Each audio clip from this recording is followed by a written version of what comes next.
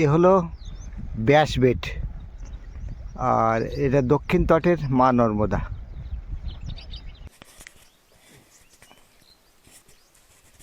নর্মদে হার আজ 1 ফেব্রুয়ারি তারিখ। সকালে এখানে ঝালারাম বাপু আশ্রমে ছিলাম রাত্রিবেলা, তো সেখান থেকে সকালে বেরোলাম। একটু দেরিতেই বেরোতে হলো, কারণ এখানে একটি নদী সঙ্গম আছে। সেই নদী সঙ্গম নৌকায় পেরোতে হবে। এখন উপর থেকে এই নদীর তীরের দিকে যাচ্ছি, গিয়ে নৌকা পেরিয়ে এই জায়গাটি ব্যাসের বেট বলে, যেটা ব্যাস বেট, সেই জায়গাটার কাছেই আমরা আছি। তো এই ব্যাস বেট জায়গাটা আমাদের যাওয়ার কোনো সুযোগ নেই, কারণ তাতে মা নর্মদা লঙ্ঘিত। সুতরাং পবিত্র জায়গা, আগে এই সময় প্রচুর এই স্থানে প্রচুর সব সিদ্ধ মুনি ঋষিরা বসে জপ তপ করতেন। তো ব্যাস বেট এখন যাওয়া যাবে না। তো এখানে ঝোপ ঝাড়ি জঙ্গল, এই সুঁড়ি পথ, এইটাই হচ্ছে পরিক্রমা মার্গ, পরিক্রমার পথ। সেই পথ ধরেই আমরা এগিয়ে যাচ্ছি। আমরা আজকে 4 জন একসাথে আছি। সামনে আমাদের বেশ কয়েকটি ভালো ভালো তীর্থস্থান আছে। এক সুখদেবের তীর্থস্থান, তার তপস্থলী, যেখানে তিনি শিব ঠাকুরের পূজন করেছিলেন। সেখানে তার পিতা ব্যাসদেবেরও মূর্তি আছে। জায়গাটা বেশ বিপজ্জনক, সাবধানে নামতে হবে। আচ্ছা, আর তার কাছেই আছে বাসুকী নাগের তপস্যার স্থান। তো সেসব জায়গায় যাব। আপাতত পথের দিকে নজর দিই, কারণ প্রচণ্ড ঢালু পথে, বিপজ্জনক পিছল পথেই নামছি, ঘুরে ঘুরে নামছি।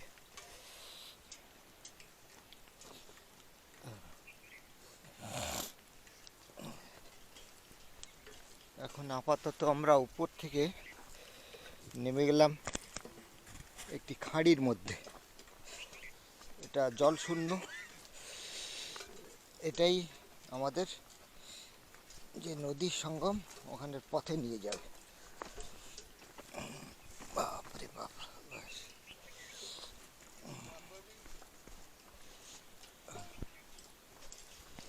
নর্মদে নিচে নেমে আসলাম। প্রচণ্ড কাঁটাদার ঝাড়ি রাস্তা, এই রাস্তা পেরিয়ে যেতে হবে। পথের নিশানা ওই দূরে দেখা যাচ্ছে।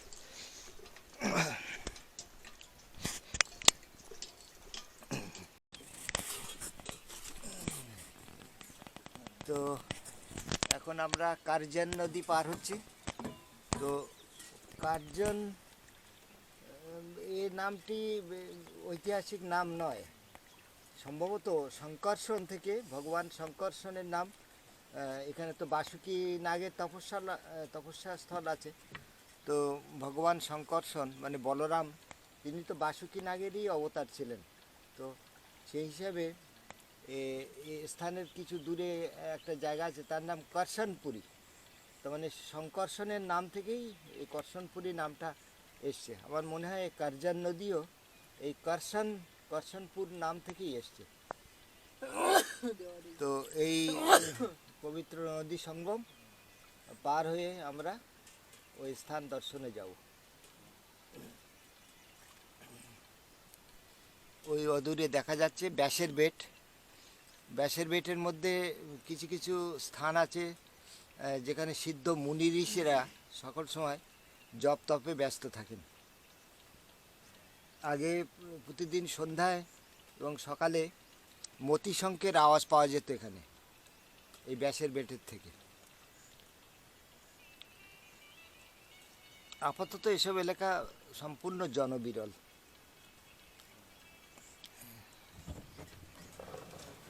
আমরা পেরিয়ে গেলাম কার্জন নদী, কর্ষণ নদী।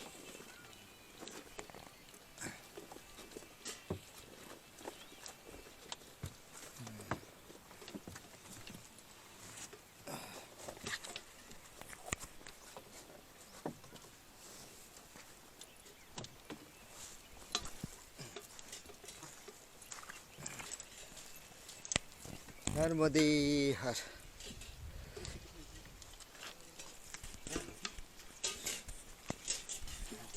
कितना देने का?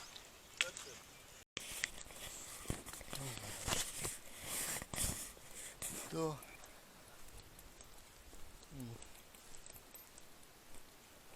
ये देखो, ये देखो, बहुत विरल चीज है ये परिजाई जो हंस है ना। ये बहुत दूर से साइबेरिया रीजियन से आते हैं उड़ के। ये पहले भी मैंने दर्शन किया है इसको। राजहंस, राजहंस का दूसरा ये उसका अलग सा एक प्रजाति है। बहुत दूर तक ये उड़ सकते हैं, हजारों मील तक उड़ते हैं एक एक दिन में। वो बहुत सारा देखो।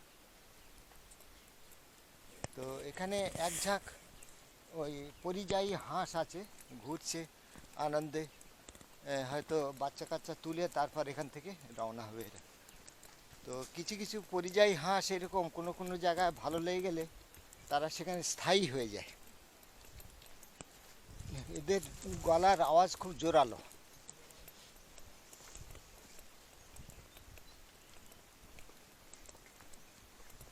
ऊपर से जाए क्या किनारे से? किनारे से चलो।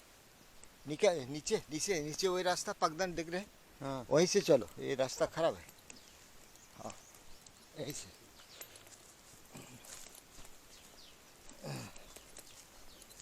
तो কার্জন বা কারসান নদী পার হয়ে আমরা মা নর্মদার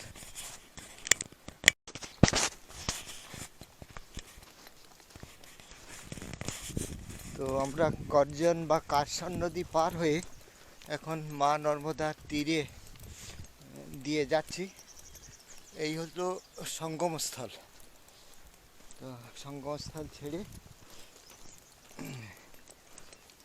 নৌকর মাঝি নাও পার করে দিল।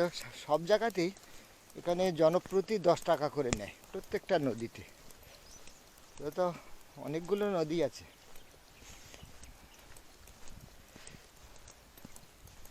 তো এ পর্যন্ত তো পয়সা দিয়ে নদী পার হতে হয়েছে অনেকগুলি। তো পার তো হতেই হবে একদিন না একদিন সবাইকে। তো ওই পারে ওই যে ঘন জঙ্গলটি দেখা যাচ্ছে, এটি কিন্তু মা নর্মদার বুকের মধ্যে একটা দ্বীপ। এখানে মা নর্মদা এখানে অনেক চওড়া। আর ওই দ্বীপের ঠিক ওই পাশে যেখানটা টাওয়ার দেখা যাচ্ছে তার ওপার দিয়েও জলধারা আছে মায়ের। তো সেই জন্যে যেদিক দিয়েই ওই দ্বীপে যাওয়া যাক না কেন মাকে লঙ্ঘন করা হয়। সেই জন্যে তীর্থযাত্রীদের এই দ্বীপে যাওয়ার নিষেধ আছে, তাতে পরিক্রমা খণ্ডিত হয়ে যায়। এইটাই প্রচলিত নিয়ম। আপাতত আমরা মায়ের তট ধরেই এগিয়ে চলেছি পশ্চিম দিকে। আঁকাবাঁকা রাস্তায় নদীর পথে যাচ্ছি বলে আমরা বেশি দূরত্ব অতিক্রম করতে পারছি না। নইলে এতদিন সমুদ্র পর্যন্ত পৌঁছে যাওয়ার কথা। যাক, দেখতে দেখতেই যাই। অনেক তো হুড়মুড় করে অনেক রাস্তা পেরিয়েছি, কিছুটা অন্তত এই সুন্দর জায়গার এই প্রকৃতির অনুভূতি বুকের মধ্যে ধরে নিই। একদম নির্জন এলাকা, শুনশান, চারিদিকে কোনো লোকজনের বালাই নেই। এরকম তীর দিয়ে আমরা আজকে দলে 4 জনই আছি, এই 4 জন।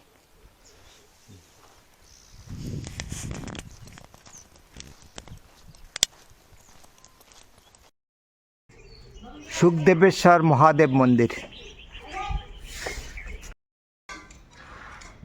এখানে বৃদ্ধ ইনি ব্যাসদেব আর এই বালক রূপী সুখদেব। এই মূর্তিগুলো উপরে আছে। এই সুখদেবের বালক রূপী মূর্তি। তো এই মন্দির অতি প্রাচীন মন্দির। এর গঠন পাথরের উপরে, এর চারিদিকে। আর এই নন্দী মহারাজ, অপূর্ব সুন্দর স্থান। আর আশপাশটাও একটু দেখাই। এই হচ্ছে মন্দিরের প্রধান গেট ছিল। এই কাঠের তৈরি এই কারুকাজগুলো এখনও দেখার মতো। এই দেখুন কত সুন্দর কাঠের কারুকাজ। এই হলো প্রধান ফটক। আর দরজা অতি বিশাল দরজা, 12 ফুটের দরজা প্রায়। আর এই হচ্ছে অনেকগুলো সিঁড়ির ধাপ, পেরিতে পেরিতে দম লেগে যায়। আর পিছনে মা নর্মদা, আর ওই ব্যাসবেট, উপরে ব্যাসবেট, আর এ পাশে হচ্ছে সুখদেবের মন্দির। চলো, ভেঙে গেছে সব, রক্ষণাবেক্ষণের জন্য এগুলো প্রচুর অর্থ দরকার। আর मार्कंडेय ऋषि का मुराद कहाँ है? मार्कंडेय ऋषि तिकडे वही है ना? हाँ, तो चलो वही चलते हैं।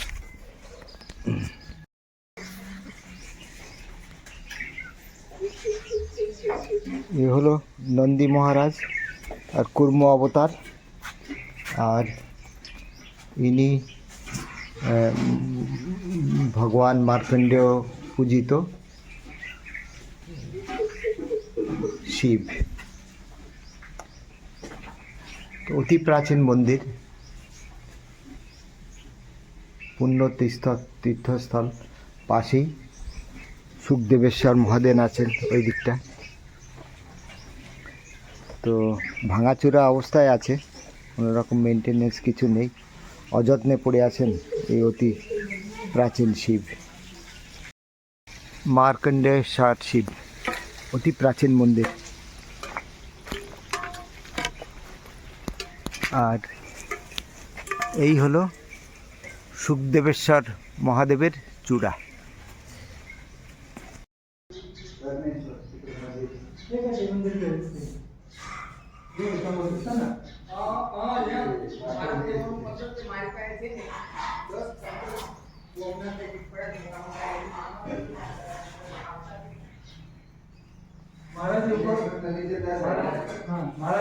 হ্যাঁ, সুখদেবেশ্বর মার্কণ্ডেশ্বর দর্শনের পর আমরা এখন পাকদণ্ডী ধরে যাচ্ছি নাগেশ্বর তীর্থে, যেখানে বাসুকী নাগ তপস্যা করেছিলেন। তো স্থানটি দেখুন, একটা বিশাল, এত বিশাল একটা তেঁতুল গাছ কীরকমভাবে ছায়া দিয়ে দাঁড়িয়ে আছে ঝোপ জঙ্গলের মধ্যে। তো এখানে তো নাগেশ্বরের স্থান হবেই। নাগ নাগিনী সব তো এইরকম জায়গায় পছন্দ করেন, ঝোপ ঝাড়, যেখানে কেউ তাদের কখনো বিরক্ত করবে না। যাই হোক,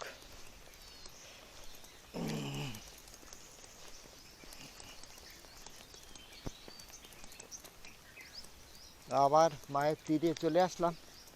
তো মায়ের তীরে এখন নামবো না, মায়ের তীরের যে পাকদণ্ডী, এই পাকদণ্ডী রাস্তা ধরে আমরা এগিয়ে যাব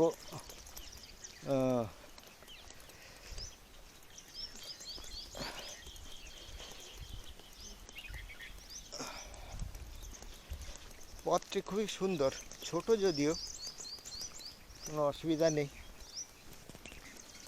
তো মাকে দর্শন করতে করতেই যাই।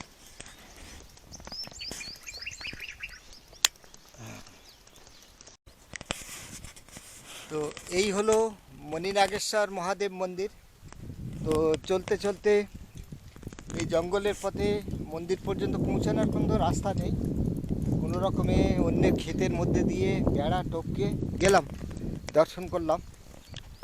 তো মণিনাগ, যার যে শিবশঙ্করের দয়ায় মাতৃ অভিশাপ থেকে মুক্ত হয়েছিল, সেই কাহিনী বলছি। সেই কাহিনী হলো, মহামণি কশ্যপের 13 পত্নী ছিলেন, তার মধ্যে কদ্রু ও বিনতা দুজন। বিনতার 2 সন্তান হয়েছিল, অরুণ এবং গরুর। আর কদ্রুর সন্তানরা ছিল সব সাপ, সমস্ত সর্পকুলের মাতা হচ্ছে কদ্রু।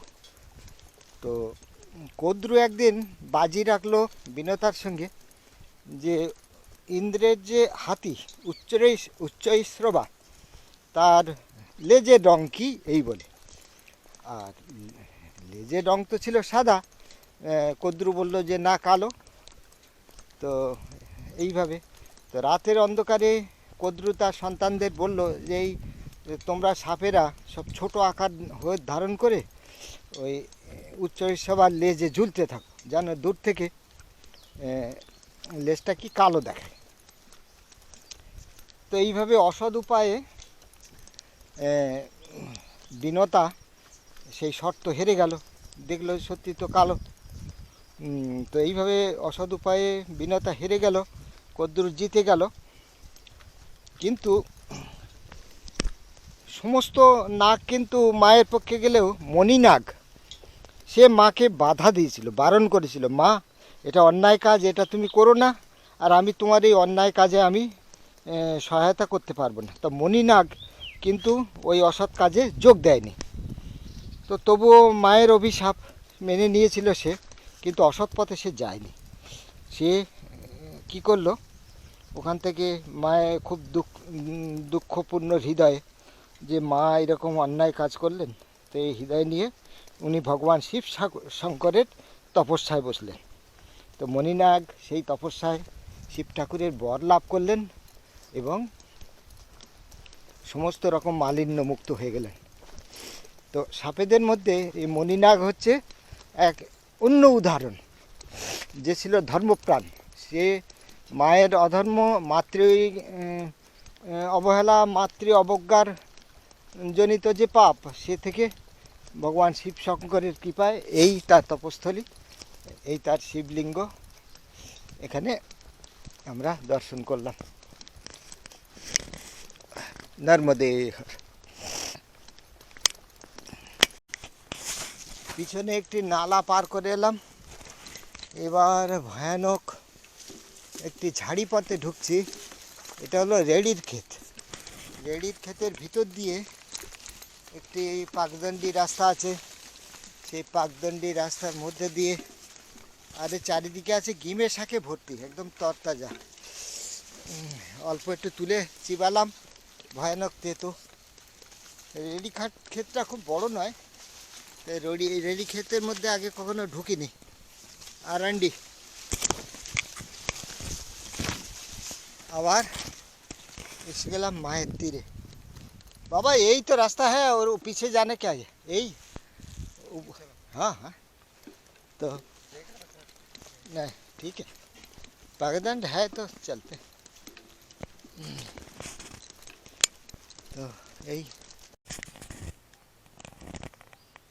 तो पाटन ग्रामेर आगे একটি খুব ছোট একটি হনুমান মন্দির, আকৃতি ছোট কিন্তু এই জায়গাটার অতি প্রাচীন এবং স্থানটি একটি পবিত্র একটা বাতাবরণ। স্থানটিতে আসলে মনটা শান্ত হয়ে যায়।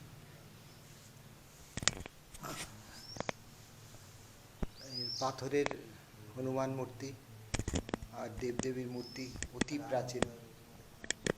গণেশজি আছেন, ঘোড়া আছে,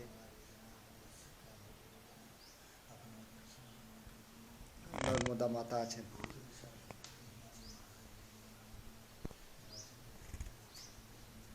এখানে অগ্নি দেবতাকে নারকেল চড়িয়েছেন।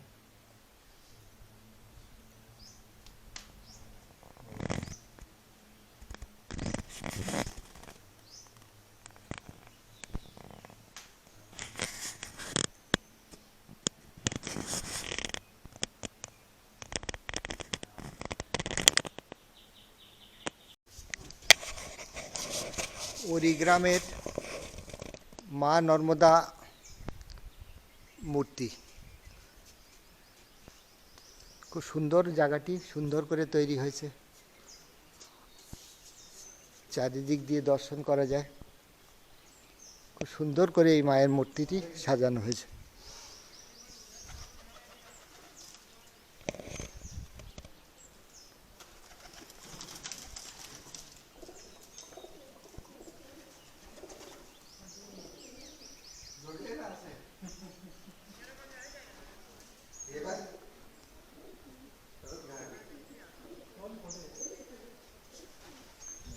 আর এই মূর্তিটি যেখানে স্থাপিত হয়েছে তার কিনারেই এই মা নর্মদা। তো বারবার ঘুরে ফিরে মায়ের তীরে এসে যাচ্ছি, দর্শনের সুযোগ হচ্ছে, এটাই বড় আনন্দের কথা। তো জায়গাটি আশ্রমের মতো করেই তৈরি হয়েছে, তবে এটি মশানিয়া কোটেশ্বর নয়, যেটা বুঝলাম। বলছে গিরনারি গুফা এখান থেকে 25 কিলোমিটার দূরত্বে, সুতরাং সেটি আজকে দর্শন হবে না। তো খুঁজে খুঁজে সে জায়গাটি যেতে হবে। যাই হোক, এই স্থানটিও খুব সুন্দর, কৃত্রিমভাবে বানানো হলেও নর্মদা মায়ের মূর্তি খুবই সুন্দর করে তৈরি হয়েছে।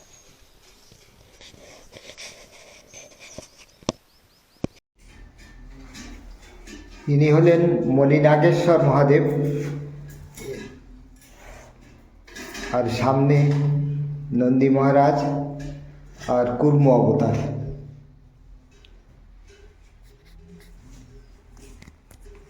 ওম নমঃ শিবায়, ওম নমঃ শিবায়, ওম নমঃ শিবায়।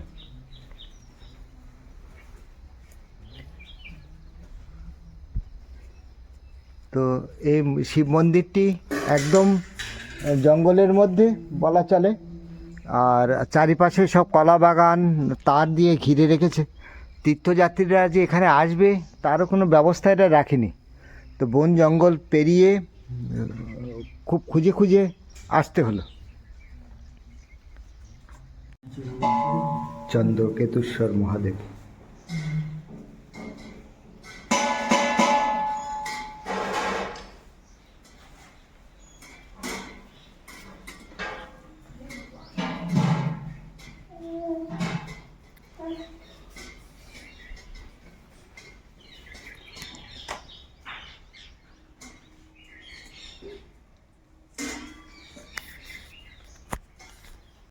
চন্দ্রকেতুশ্বর মহাদেব মন্দির।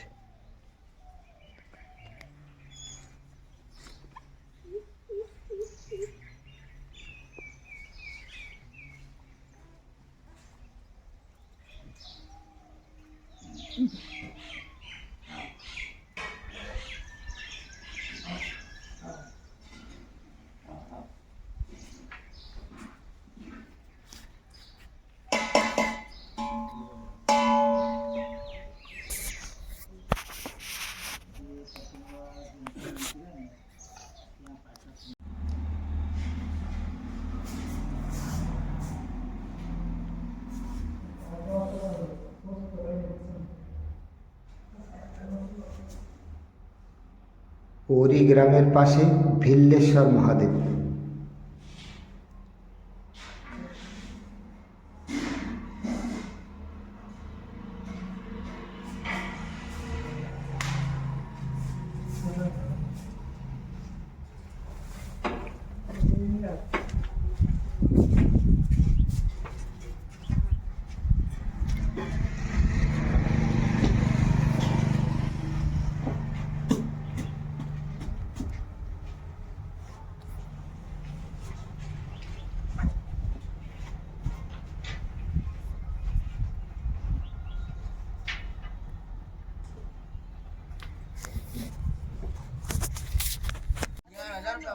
ওরি গ্রামে মা নর্মদা এই অপরূপ সৌন্দর্যময় স্থান।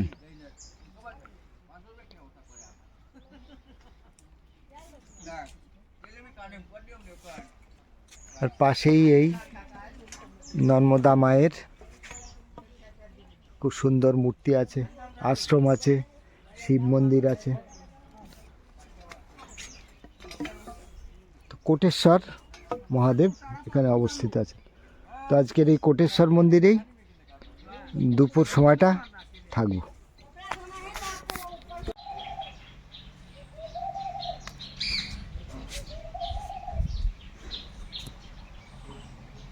শ্রী কোটেশ্বর মহাদেব মন্দির।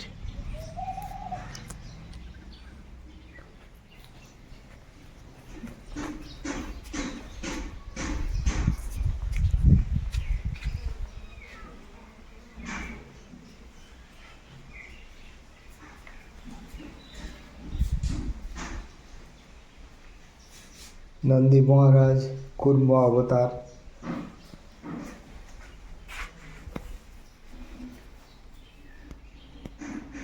बजरंगबली,